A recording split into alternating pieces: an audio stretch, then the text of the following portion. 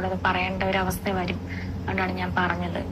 അല്ലാതെ ഒന്നിനും നിങ്ങൾ നെഗറ്റീവ് ചിന്തിക്കരുത്. ഞാൻ വേറെ ഒന്നും കൊണ്ട് പറഞ്ഞതല്ല. എനിക്ക് നിങ്ങളുടെ പ്രാർത്ഥന വേണം, സ്നേഹം വേണം. സോ അതല്ലാതെ വേറൊന്നും ഞാൻ ആഗ്രഹിച്ചു പറഞ്ഞതല്ല. ഹായ്, എല്ലാവർക്കും നമസ്കാരം. അപ്പം എൻ്റെ യൂട്യൂബ് ചാനലിലേക്ക് വീണ്ടും സ്വാഗതം. അപ്പൊ കുറെ നാളുകൾക്ക് ശേഷമാണ് ഞാൻ എൻ്റെ യൂട്യൂബ് ചാനൽ ഒരു വീഡിയോ ആയിട്ട് നിങ്ങളുടെ മുന്നിലെത്തുന്നത്. സത്യം പറഞ്ഞാൽ ഇനിയാണ് എനിക്ക് എന്തായാലും വീഡിയോ ചെയ്തേ പറ്റത്തുള്ളൂ. എന്നെ കൊണ്ട് പറ്റുന്ന പോലെ ഞാൻ വീഡിയോ ചെയ്യും.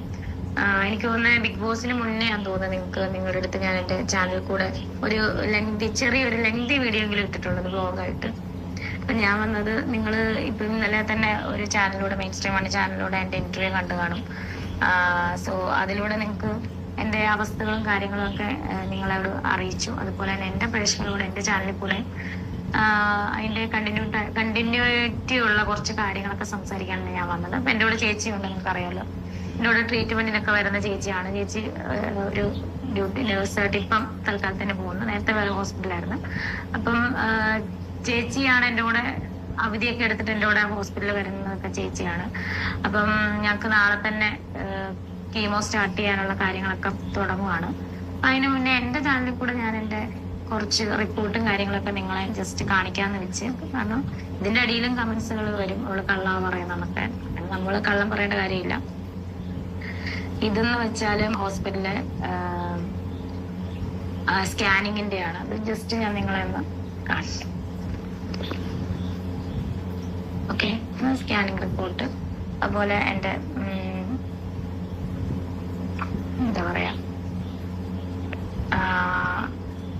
ഇതൊക്കെ മാമോഗ്രാം വന്നിരുന്നു. മാമോഗ്രാം വിത്ത് MRIയുടെ റിസൾട്ടും കാര്യങ്ങളാണ്.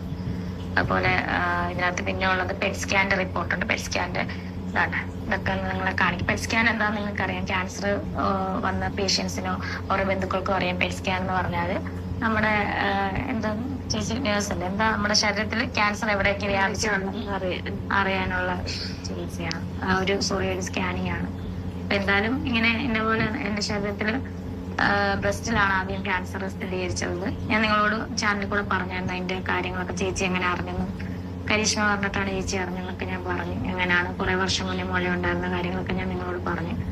ഇനിയിപ്പം ഞാൻ നിങ്ങളുടെ മുന്നിൽ വന്നത് നിങ്ങളോട് വേറൊന്നും പറയാൻ വന്നല്ല, നിങ്ങളുടെ പ്രാർത്ഥനയും സ്നേഹവും വേണം. എനിക്ക് മുന്നോട്ട് ജീവിക്കണം.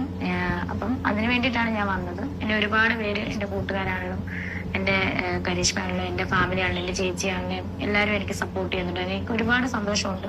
ഒരുപാട് പേരുടെ പേര് ഞാൻ പറയുമ്പോൾ ഒരുപാട് ആൾക്കാർ എന്നെ സപ്പോർട്ട് ചെയ്യുന്നവരുണ്ട്. അവരുടെയൊക്കെ പ്രാർത്ഥന ഉണ്ടെങ്കിൽ ഞാൻ വീണ്ടും മുന്നോട്ട് വരും എന്ന് തന്നെയാണ് എനിക്ക് വിശ്വാസം. പിന്നെ ഇപ്പോഴത്തെ സ്ഥിതി എന്ന് പറഞ്ഞാല് ബ്രസ്റ്റ് ക്യാൻസറും അതുപോലെ അത് ലിംബ് നോഡുകളിലൊക്കെ ഇച്ചിരി അല്ലെ പടർന്ന് നമ്മുടെ കക്ഷത്തിലോട്ടും അതുപോലെ ഹാർട്ടിന്റെ മസിലിലോട്ടും അതുപോലെ ലങ്സിലോട്ടും ചെറുതായിട്ട് ഒന്ന് സ്പോട്ടായിട്ടുണ്ട് എന്നാണ് അറിഞ്ഞത്. അപ്പം നിങ്ങളോർക്കും ഞാൻ ഇങ്ങനെ സംസാരിക്കും. സത്യമായിട്ട് ഞാൻ എൻ്റെ മനസ്സിലെ വേദന ഞാൻ സത്യം പറയട്ടെ. ഞാനത് കരഞ്ഞാ നിങ്ങൾ എന്നെ പോലെ കുറെ പേരൊക്കെ ഉണ്ട്, എന്നെ പോലെ വിഷമം അനുഭവിക്കുന്ന ഒരു അസുഖമായിട്ട്.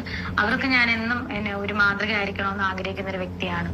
അപ്പം എനിക്ക് അവരോടൊന്നേ പറയാനുള്ളൂ, നമ്മുടെ ശരീരത്തിൽ എന്ത് അസുഖം വന്നാലും നമ്മൾ ഒരിക്കലും അസുഖം വന്ന് നമ്മൾ തളരരുത്. ഇപ്പൊ ഞാൻ നിൽക്കുന്നതല്ല, അങ്ങനെ മുന്നോട്ട് പോവാം. പിന്നെ വേദനകളൊക്കെ കാണും. നമ്മളിപ്പോ കീമോ ഒക്കെ തുടങ്ങുമ്പോൾ ഡോക്ടർമാർ തന്നെ നമുക്ക് പറഞ്ഞു വേണ്ട, നമ്മളൊന്ന് ഗൂഗിൾ സെർച്ച് ചെയ്താൽ നമുക്ക് ഒരുപാട് വിഷമങ്ങളും വേദനകളും ഒക്കെ വരേണ്ടി വരും. പക്ഷെ അതൊക്കെ നമ്മൾ അതിജീവിച്ച് മുമ്പോട്ട് തന്നെ പോകണം. അപ്പൊ ഞാൻ നിൽക്കുന്നുണ്ടല്ലോ അതുപോലെ. അപ്പൊ നിങ്ങളുടെ എല്ലാവരുടെ പ്രാർത്ഥന ചോദിക്കുന്നു. അതുപോലെ ബാക്കി എന്താ പറയാനുള്ളത്? ഡോക്ടർമാരെന്താ പറഞ്ഞു? ചേച്ചിയോട് കീമോ സ്റ്റാർട്ട് ചെയ്യുവാണ്. കീമോ സ്റ്റാർട്ട് കഴിഞ്ഞ് ഫസ്റ്റ് കീമോ ആഫ്റ്റർ സർജറി എന്നാ പറഞ്ഞേക്കുന്നത്. സർജറി ഉണ്ട്. നാളെ തൊട്ട് കീമോ സ്റ്റാർട്ട് ചെയ്യുവാണ്.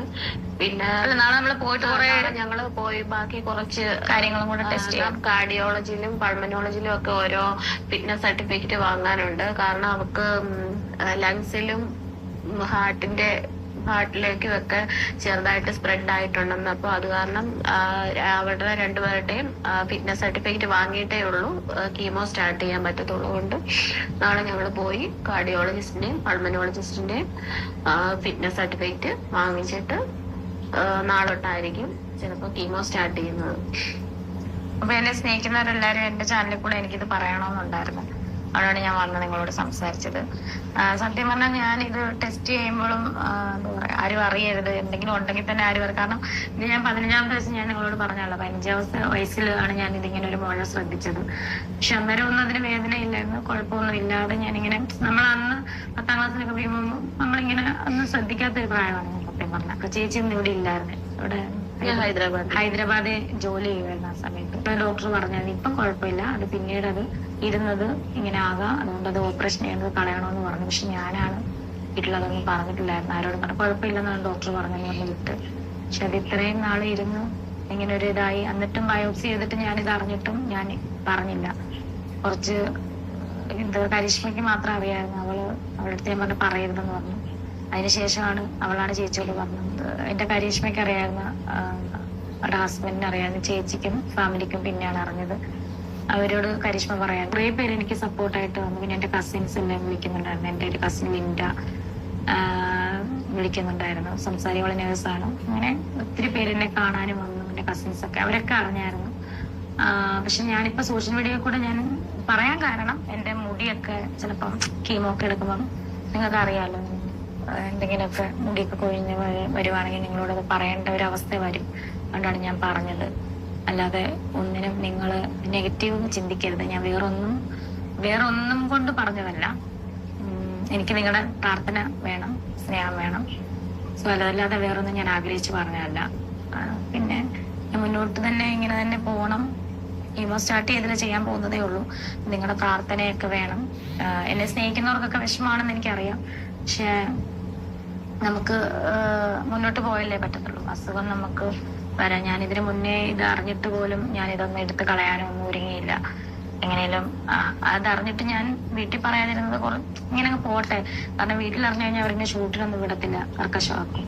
അതുകൊണ്ടാണ് ഇങ്ങനെ പോയത്. പക്ഷെ ഇപ്പം എല്ലാവരും അറിയേണ്ട സാഹചര്യം വന്നു. പക്ഷെ പെറ്റ് സ്കാൻ എടുത്തു കൊടുത്തു എന്നാണ് ലീക്കായത്.